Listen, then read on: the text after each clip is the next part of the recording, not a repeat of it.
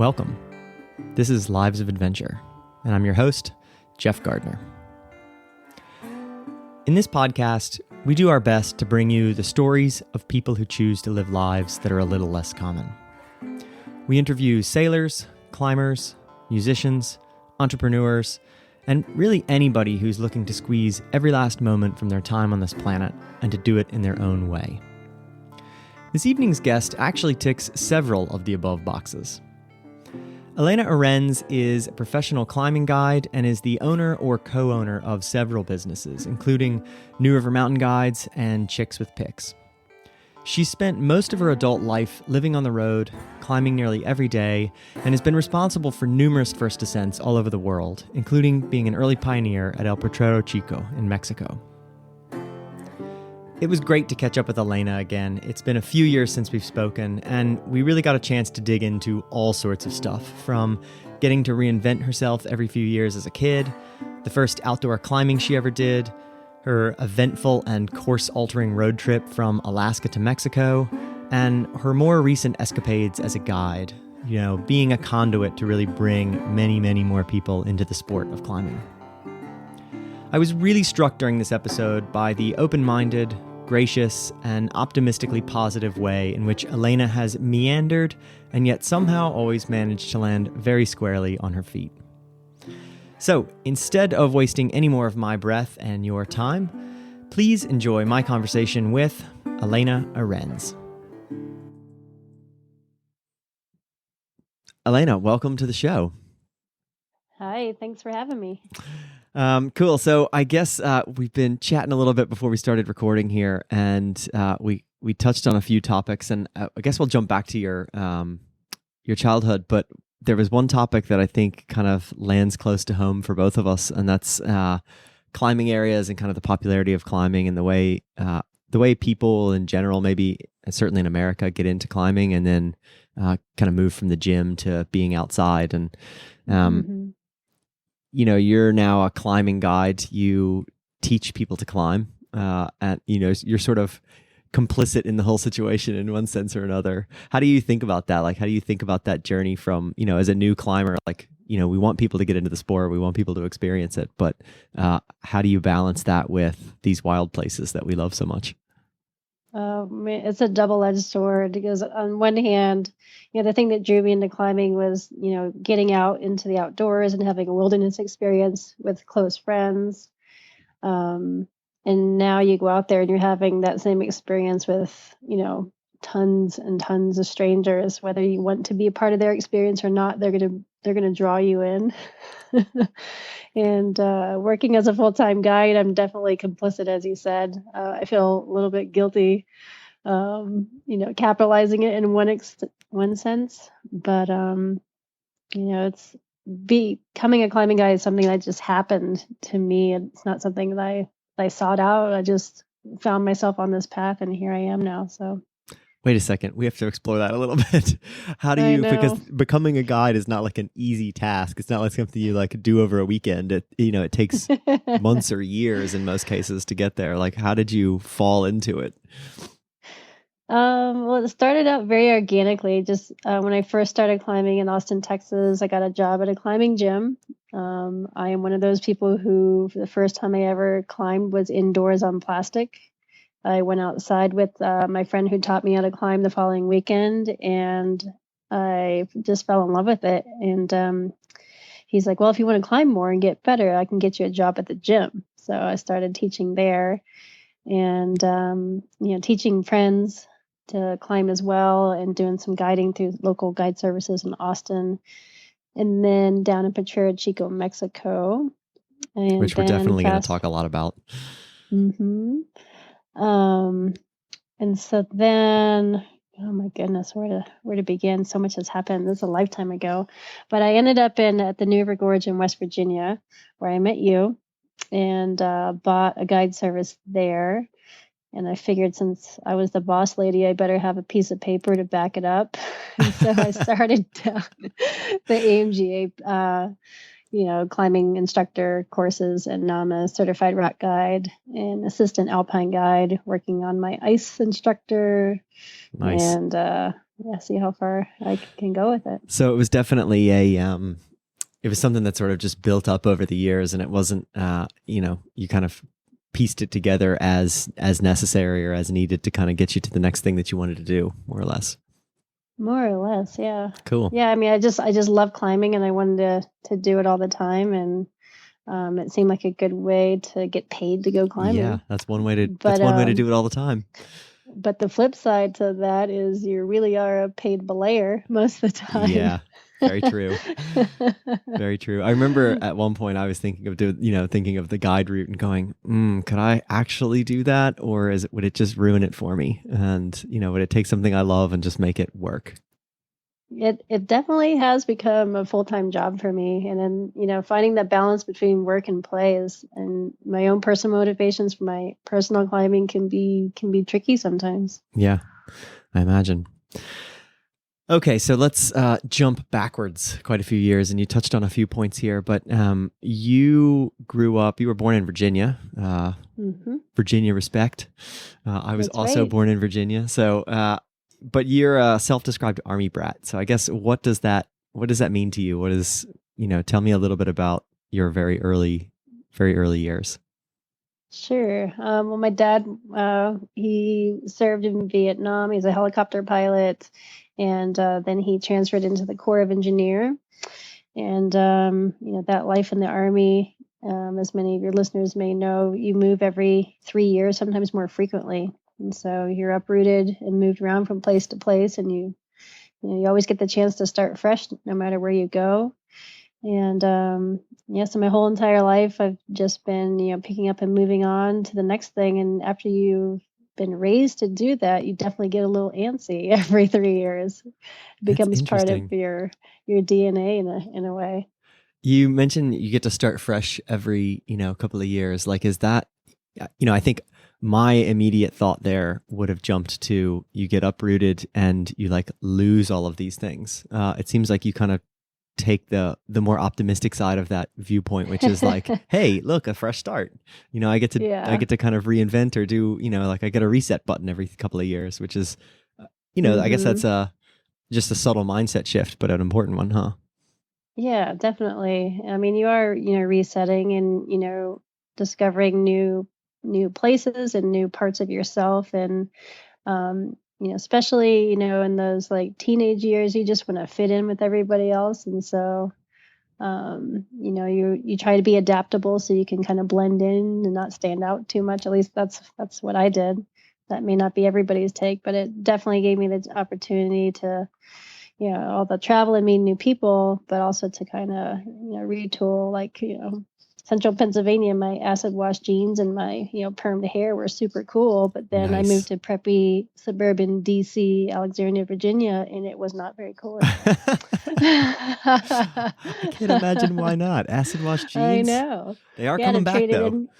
They are back in style, but I had to trade it all in for, the Limited and Forenza and the Gap. And That's awesome. That's amazing. Yeah. Cool. So, I think there's, like you said there, it sort of builds into your personality that you kind of get antsy and you need to move around and things. That makes me think of my mom, who was not Army, but my grandfather is a minister. And so he'd get moved around, maybe not quite as frequently, but pretty often. And I remember as a kid coming home and like all the furniture in the house had been rearranged while we were at school. And it was just my mom's like way of dealing with this feeling of being trapped in a sense. Yeah. Yeah. Oh, I love rearranging furniture. There you go. There you go. Like, exactly. There are like common things here.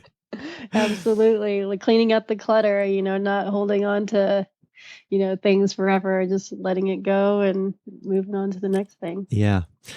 So, like in those early years, was there like a sign of the things to come? Like, were you a kid that was always out climbing trees and coming home with scraped knees and, getting into trouble? Or was it, did you not find that really until you went away to university?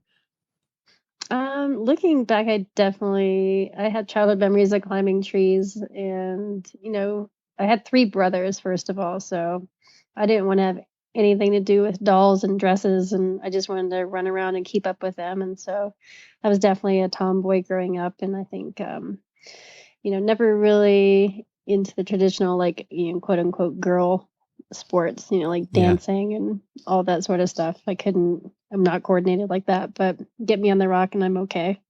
You're pretty coordinated on the rock. That is true. Cool. So, and you mentioned a little bit earlier, you went to university in Texas, and that's where you climbed the very first time at the gym, and then you were out, the very next weekend climbing outdoors. And I think I read somewhere that your very first day out, you led a 5'9" route, which I did. Yeah, like that's not. I mean, 5'9's not like extreme by any standard, but like for a brand new climber, 5'9 is very hard. Yeah, looking back, being teaching people to climb for a living, I look back at that progression, and that was not how I Not would have done normal. it. Well, Not normal. yeah. Well, I think it's maybe more of a sign of you rather than the progression itself. Well, it might be a sign of my friend Seiji, who is the one. He was the instigator. His survival mechanism is not this. A Not little bit cued lower than in. the rest of everybody else's. Yeah, it's funny. I top roped it. It was called Meet the Flintstones, which, as a side note, the cliff has since fallen down and it's off limits to climbing. Yeah, it's a total choss pile. That's classic. Choss for your listeners means a bunch of junk it's like a road cut ready to fall down. Yeah, and it did. And it did. And I top roped it, and he's like, "Well, do you want to learn how to lead?" And I was like, "Well, what's leading?" And he's like, "Well, that's where you tie into one end of the rope and you climb up the rock and you clip it into the bolts. And, when you get to the top, I'll just lower you back down." Yeah, makes it sound simple, right? Yeah, so simple. And I was like, "Well, what happens if I fall?" He's like, "Well, if you're high enough off the ground, then you won't hit it." I suppose that's a maybe simplified but correct description. Like he wasn't Very lying by any simplified. stretch. Yeah. So he talked me into it, or I convinced myself I could do it. One of the two. Yeah. I can't remember anymore, but I lived, and here I am. That's amazing. That's amazing. Do you remember being afraid while climbing?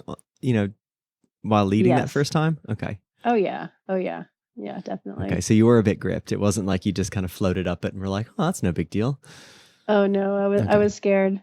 Yeah, I held on for dear life. That makes me feel a little better, actually. Yeah. Cool. Very fun. So you were, you were climbing, and like you said, you got a job in the gym, and it really started to consume you at that stage. And I don't know. I guess you can fill in all the blanks here, but you flew to Alaska and drove to Mexico from Alaska. Is that right? I did. Yeah. Tell us a little bit about how that trip happened and kind of, I guess maybe some of the highlights there. Man, there's so many highlights. That was a really transformative trip for me. It was after I graduated and I was waiting tables in Austin, Texas, and saving money to go on a road trip. And I had a friend who was living in Anchorage, and she's like, "Oh, I'm going to buy a van and drive it down to Potrero Chico, Mexico. You should come with me." I'm like, "But I only live 5 hours from Potrero. Why would I, fly to Alaska just to drive 5 hours from my house?" And so sounded like a fun adventure. I'd never been to Alaska. I really wanted to go. So I bought a ticket and I flew up there in December and spent perfect time New to Year's. Be in Alaska. Exactly. So hung out at her place for a week while, we finished building out the van, and then we drove the van all the way down the Potrero, and it took us 2 weeks. And the first 7 days crossing Alaska I've never been so cold in my life. Yeah, I imagine the driving was exciting as well. Like it was middle of winter. It was super exciting. We drove the Alcan highway, which you end up crossing the border back in Montana. And it took us 7 days to go from Anchorage to the Montana border. And we probably did 30 miles an hour per day. You can never turn the vehicle off because it was so cold it would not start back up again. Oh my gosh. You fuel the vehicle up while the engine's running. You have a block heater, if you're stopped for any period of time to keep the engine block warm. And I remember at one point we we're passing through an area called Destruction Bay. Yeah, and the name kind of says it all. So I was driving, and I didn't have a ton of experience driving in snow conditions like that. Right. And the front tire caught the soft shoulder and carried us into an embankment. Oh my God. And so we had a shovel and a couple shovels, and we're sitting there shoveling through. And meanwhile, there's no cars, there's no traffic on this road. And my friend Lisa and I were shoveling out, all the tires and, trying to, dig our way out of this hole. And this Cutlass Sierra type car pulls up, and this little old man gets out, and he's like, "You guys got a man with you?" And we're like, "No." He's like, "What do you mean you don't have a man with you? What are you doing out here without a man?" We're like, "Well, you're a man. Can you help us?" Yeah, a key piece of wilderness survival equipment. Do you have your man in your backpack? Nope. Okay, well, you're going to be in trouble then. That's we're a like, "Well, brilliant you're story. a man. Can you help us?"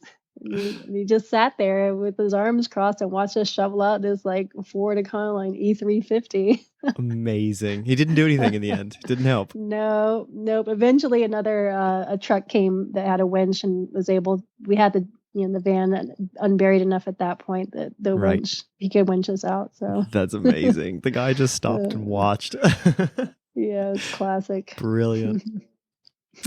So, I mean, you said that trip was formative. Like, had you been to Potrero Chico before, or was that your very first time there? Or? Let me think about that. Because that was very. I mean, before. How long had Potrero been a known about climbing area at that stage, or was it even very known about? Yeah, so Potrero was like early '90s when it was, kind of first being developed by the Central Texas climbers. Mm-hmm. Mexican climbers had been climbing there much longer, but the Texas climbers started going down in early '90s. Yeah, so it was brand new. I've been down there once before, and after I graduated, I was like, I'm going to go and spend more time down there before I go look for my advertising job in New York City or wherever. Right. I feel like there's a lot of people that end up on this path by saying something, benign like that, and then ending up, 20, 30 years later in the same place where they're like, well, yeah, that was pretty enjoyable. I guess I'm still here. Yeah, still doing it. That's still great. Tripping. So, Potrero is it's an impressive place. It's, huge limestone walls, spires, all the rest. Again, though, it's not the most solid rock in the world. Is that a fair assumption or a fair assessment of the situation there? Yeah, it's very alpine. Yeah, so definitely. I think development at Potrero Chico certainly must have been adventurous and exciting in the scary sense a lot of the time. Is that true? Absolutely. Yeah, there's always big blocks falling out of nowhere, out of the sky for no reason whatsoever. Other than the reason that mountains fall down. Mountains fall down. Yep, they're exfoliating all the time. Yeah. So, I mean, in that development, period when you were spending a lot of time down there, was that a concern? Was that something how did you deal with that sort of objective danger of every time I go out climbing, a big block could fall on my head? I started wearing a helmet, and which I'd never really done before, but a helmet's not going to do you much good if a big block is, coming down from above. It doesn't take It'll much. Help for the pebbles. It'll help for the pebbles. But yeah, even then, a rock the size of a walnut can definitely do some major damage if it's, moving, traveling at terminal velocity. Yeah. So, I mean, what was your, I guess I ask because climbers think about objective danger in a bunch of different ways. And there's, so maybe that's actually a good spot to stop and define that. Objective danger in my mind is like the stuff you can't control. Seracs falling off of glaciers or big avalanches. You can't necessarily control, you can control when you're in an area, time of day and day of week and all that, but you can't necessarily control when those types of things are going to just let loose. Certainly in the case of seracs or rockfall, it's sort of the hand of the gods will slice something off every now and then. How do you think about objective danger and kind of mitigating objective danger when you're climbing, and certainly like in alpine environments?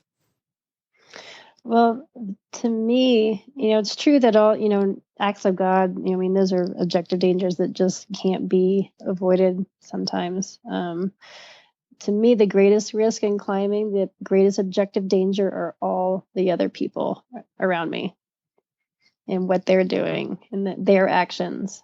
Because a lot of people are self-trained, and they may not be getting the best education as far as different systems and skills and knowing how to read the rock and when not to touch a loose block and things like that. It's always somebody else out there that I'm most afraid of.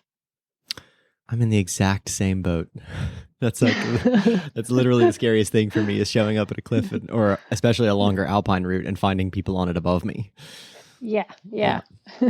So if somebody is brand new to climbing, say they've climbed in the gym some, they've gotten fairly competent, they're pretty strong, they can climb quite a range of different routes and types of climbing, and they're starting to get into multi-pitch and that sort of thing. How would you suggest what do you think the best ways to learn that type of systems and just general knowledge of being able to read rock and that sort of thing?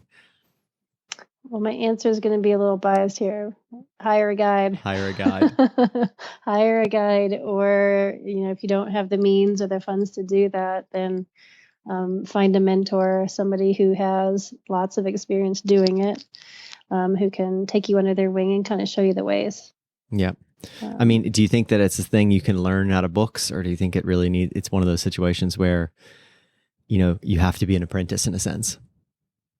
I think with climbing, it's so situational. There's so many different scenarios and the subtleties of all the different things that can happen, and the equipment that you have, the way that you incorporate it and apply it in a given situation is so variable that it's impossible to get that kind of knowledge from a book. So it really, theoretically, it can help people understand like the major concepts, but there's so much nuance that you can only get the experience by doing it hands-on. Cool. Yeah, like much of life. Isn't it true? There's a lot of nuance there. Yep, absolutely. Cool. So let's talk about another part of life. You, when I met you, you were married to Kurt Smith, and I think you met Kurt probably around the time you were developing at Potrero Chico, yeah? I did. On that road trip that I ended up from Alaska to Mexico, I met up with them there. That was an important road trip, obviously. It was pivotal. It changed my whole entire course, because I obviously did not go back to the States and get my advertising job. Yeah. Kurt and we started climbing together down there, and came back to the States, and he was a pro climber at the time, and so we traveled the States, and we divide our time between the U.S. in the summer and Mexico in the winter. So you guys were full-on road trip dirtbags at that point for a good couple of years. We lived in a van down by the river. I like it. Yeah, lots of years. You guys, by the time I met you, your van had graduated to being one of the most palatial, well set up, well kitted out vans I've ever seen in my life. I remember being very impressed with it. Yeah. Now Sprinter vans are a dime a dozen. I know. Everybody and their brother has one. Yeah. Well, the American way. Yeah, that's right. Bigger, and better. Yeah. So, I guess that period of your life, you were, a professional climber as well. You guys were traveling, climbing a ton. You were both doing, important ascents kind of wherever you went. You were developing a lot in Potrero Chico. What was it about that lifestyle that you really loved? And were there parts of that lifestyle that you didn't love so much, or that, really wore down on you after a good couple of years? Well, the parts that I loved, it goes back to, moving around a lot and traveling, growing up, with my dad in the Army, being an Army brat. I just love seeing new places and experiencing new cultures and meeting new people. And climbing really provided a great vehicle to do that, because you get to go to all these random places you would never go to otherwise, and you get to interact with people in that location in a way that is way more intimate than being a tourist somewhere. Right. So that's what really attracted me to life on the road. And we had a nice, comfortable van to do it in. Or the vans that got bigger and bigger every year until we maxed out. Yeah. But in the end, it does get exhausting. Not knowing, just like little things, like having to go to the bathroom in the middle of the night. Where are you going to park the van for the night? Is it going to be safe there? Mm-hmm. All the hours behind the windshield. Driving that van from place to place. So. It's definitely romantic, and it's a very simple life in the grand scheme of things. But I think we were yearning for something more grounded, and ended up at the new. We had passed through there many, many years and made great friends in the community there, and just fell in love with the climbing and the people. The people, more than anything, make that place so special. Yeah. And it's affordable because it's Appalachia. It's very affordable. Yep. Which has its, which I guess is a code word for like, it's got its trade-offs. Exactly. But the community there is great, and the climbing is phenomenal. Yeah, So. the climbing is absolutely phenomenal. I mean, you don't realize until many years later, probably, at least for me growing up nearby, like you don't realize until many years later that what you have in your backyard and like how special that stuff is.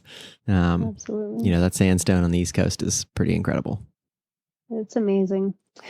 I miss it. It. I've got granite outside, but I don't have any sandstone close by, which makes me a bit sad. Yeah. Gonna have to travel to get it. Yeah, got to do it.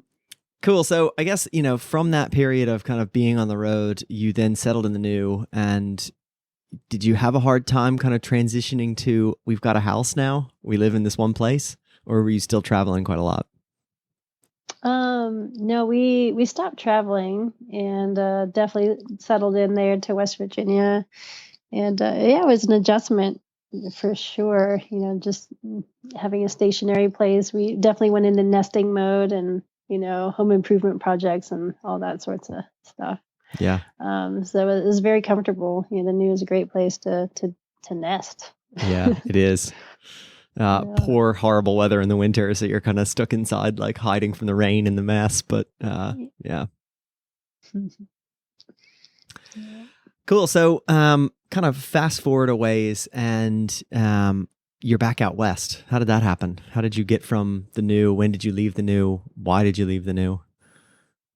Well, I've been based in Las Vegas now for 4 years, and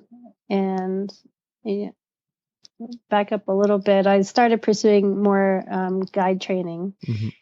So Kurt and I, we spend more winters in Joshua Tree, and where I did my guide course and exam out there. And then just take it to the next level. The next, round of courses and exams was in Red Rock. And during that time, we separated and divorced. And so I was like, well, I got no reason to stay at, home here in West Virginia. So I'm going to go out there to Vegas and really focus on my guiding career and get the certification. And so that's what spurred the move out to Vegas. And so I started, just spending like part of the year, just a couple months in Vegas, and then over, each successive year, just a little bit more. So now I'm in Vegas more than I'm in at the new now. Mental. And, for people that don't know Red Rocks and don't know kind of that area, the idea of a dirtbag, road tripping climber living in Las Vegas is maybe a bit strange. Can you explain a little bit about Red Rocks and kind of why it's so special? Yeah, so Red Rock, a lot of people don't even know it exists. You think of Las Vegas and everybody thinks of the casinos and the strips and the singular strip. Yeah. And the strippers. And the strippers, all that excessive stuff. So just 30, minutes west of downtown in the strip is this world-class climbing destination called Red Rock National Conservation Area. And they're literally, 1,000-foot walls shooting out of the desert floor, very much like the Potrero in topography, where you just have this like flat valley, and all of a sudden these huge mountains rise up out of nowhere. And so there's all these wonderful peaks and canyons, between the peaks, and the rock is sandstone that's like striped and speckled and polka dotted and in shades of red and black and brown and white and gray. And they're just these really impressive like spire type summits that offer endless amount of adventures. Psychedelic in one sense. Mm-hmm. Very cool. Yeah, it's a special area. I was saying before we started recording, I haven't actually climbed in Red Rocks, but on one of my 2 trips ever in my life through Vegas, we drove out to kind of see Red Rocks and get a little bit close to it. We were there for 2 days, but we got ourselves there and had a look around. So awesome. Yeah, it's impressive. It's a memory that you'll never forget. It's just such an impressive piece of landscape. Very much so. Cool. So I've got a note here in my questions that just says Chicks with Picks. So I guess I'll let you explain what Chicks with Picks is, and maybe like how it came to be, and what the motivation there is. So Chicks with Picks is a women's climbing organization, a company that I bought into almost 3 years ago now, with 4 other partners. So there's 5 of us who owned it. It was started in 2000 by a woman named Kim Reynolds, and she was an ice climber. And back in the early 2000s, there weren't a lot of women ice climbers, and so she saw this void and an opportunity to help encourage women to get out there and try it out. And so she started Chicks with Picks. 8 years after owning it, just exclusively doing ice programs, she started doing rock programs, and that's when I became involved with Chicks. And I brought the event to the New River Gorge for several years. And then after I started spending more time in Vegas, I started dating a guy who was in the ice climbing, and we went up to Ouray, Colorado. Mm-hmm. And Chicks was having a big fundraiser event, and they were auctioning off a day of mixed climbing with Dawn Glantz, and she was just this amazing mixed climber and ice climber. And so my boyfriend bought it for me. Amazing. And which was really cool. And so and Dawn was like, "Oh," she's like, "Well, it's you. Well, we'll just we'll go climb." That's awesome. Like, okay.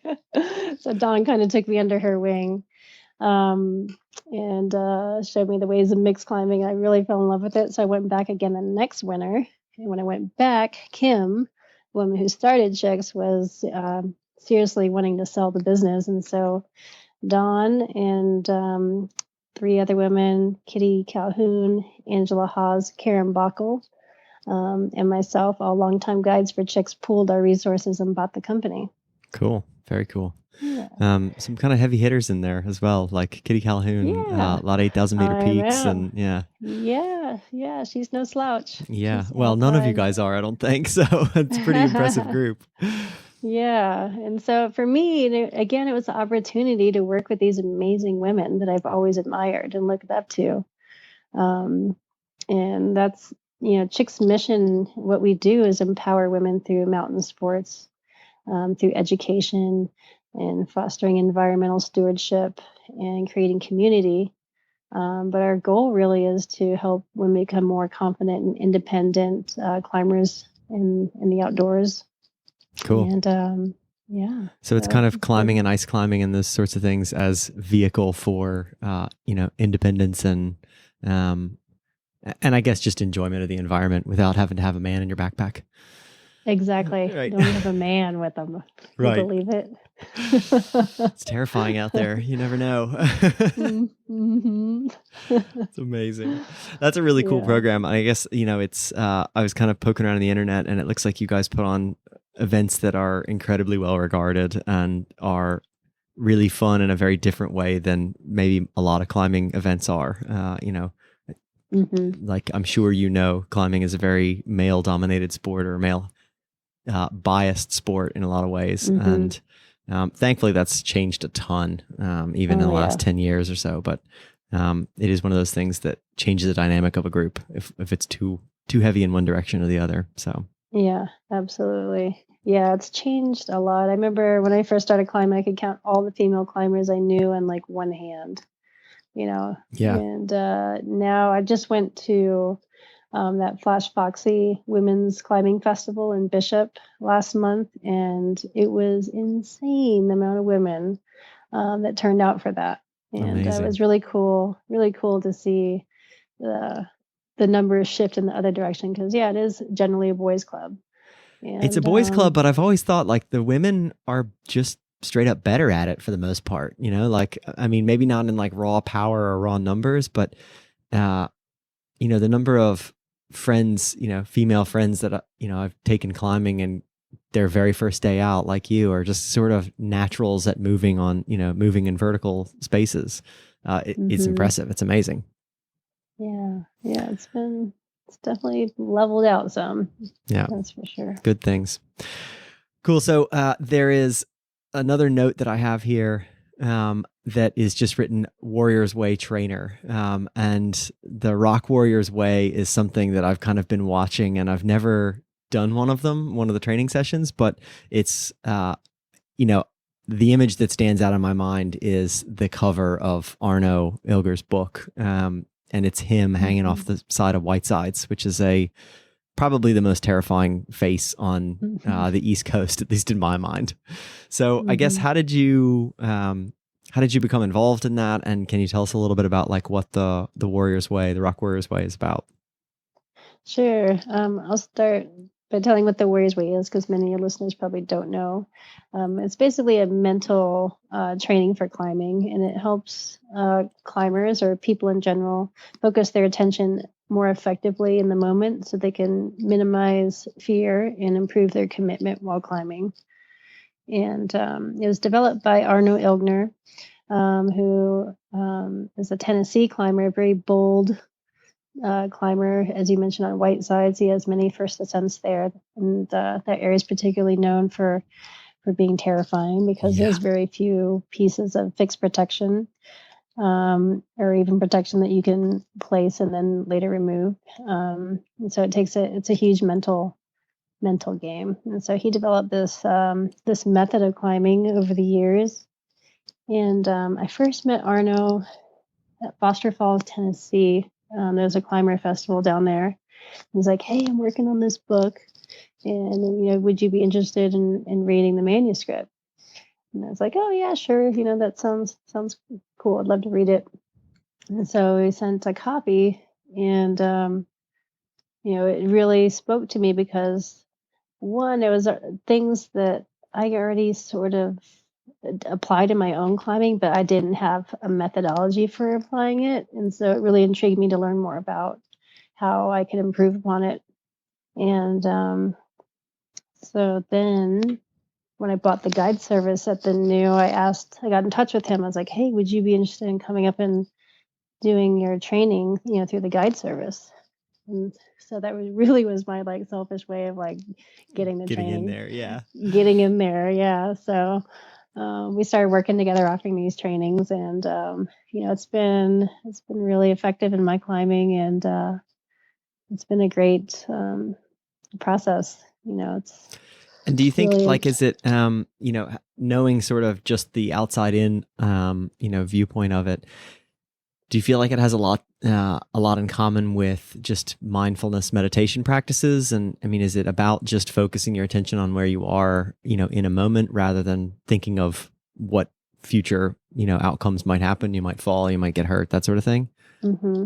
Yeah, it is very much about being present and being aware of of exactly the time that you're in, and not getting lost in the future or sucked down into the past. Because you can't control either of those things. You can't control what happened in the past, and to a certain degree, you can't control what happens in the future. But you can control what happens in the moment, which will affect the future.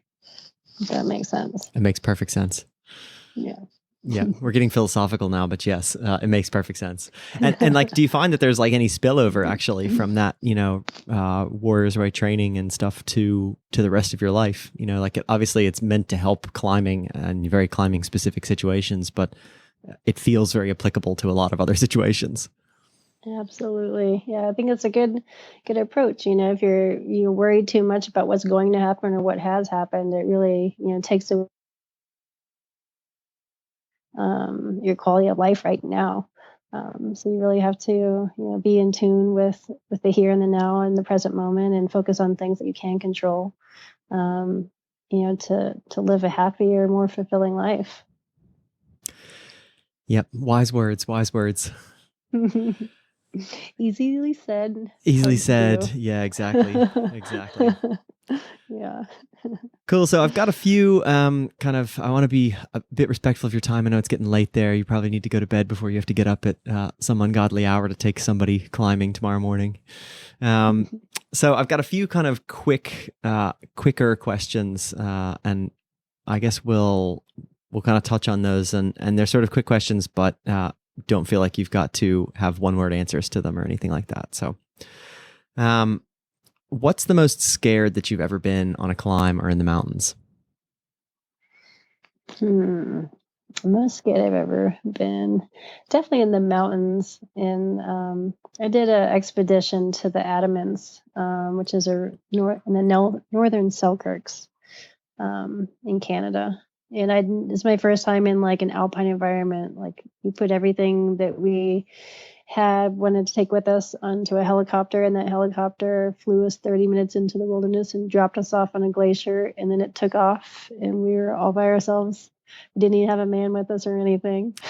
Dear God. Dear God. Dear God. There I go again.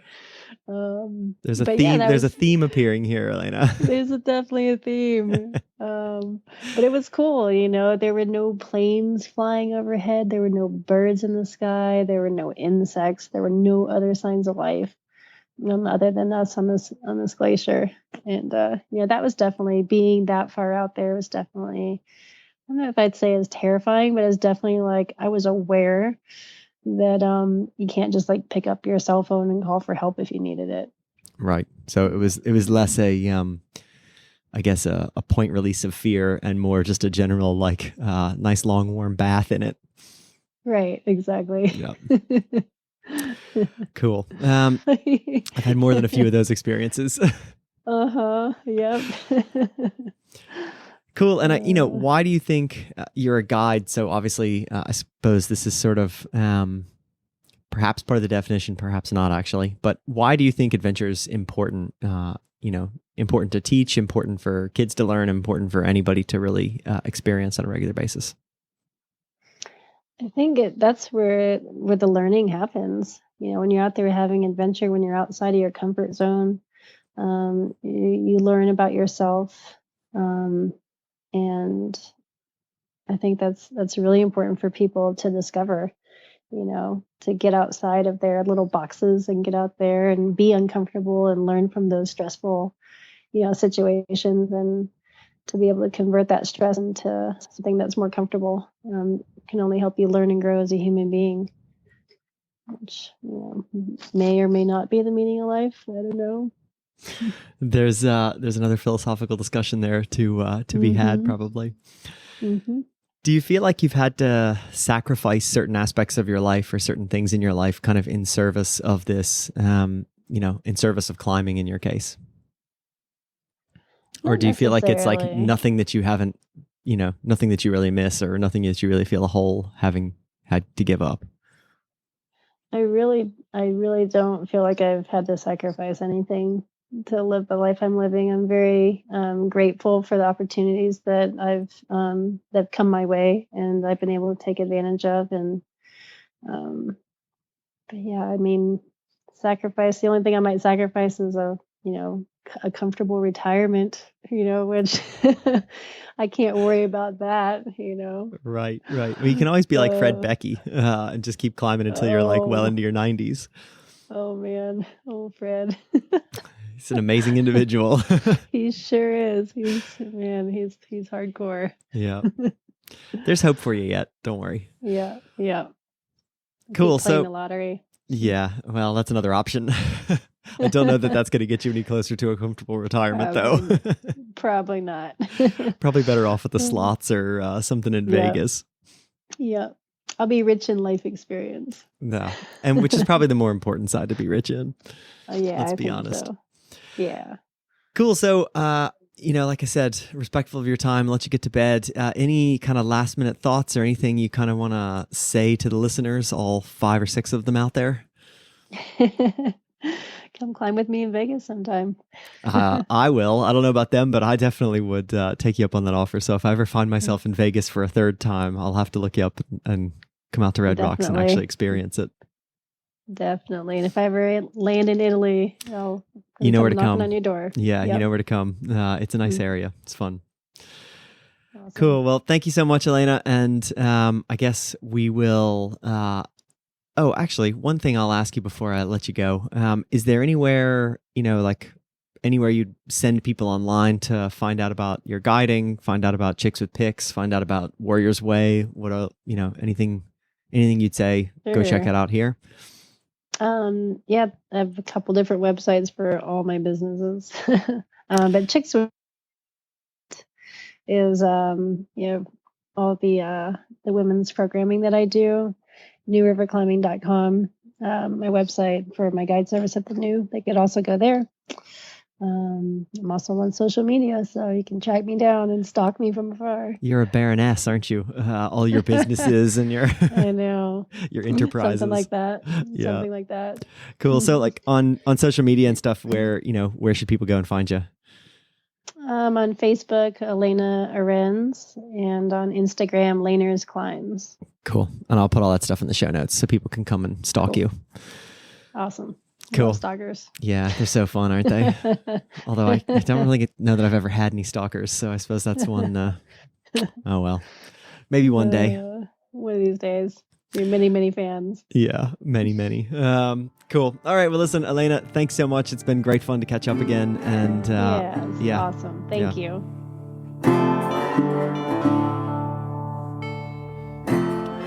Hey, everybody. Jeff here again.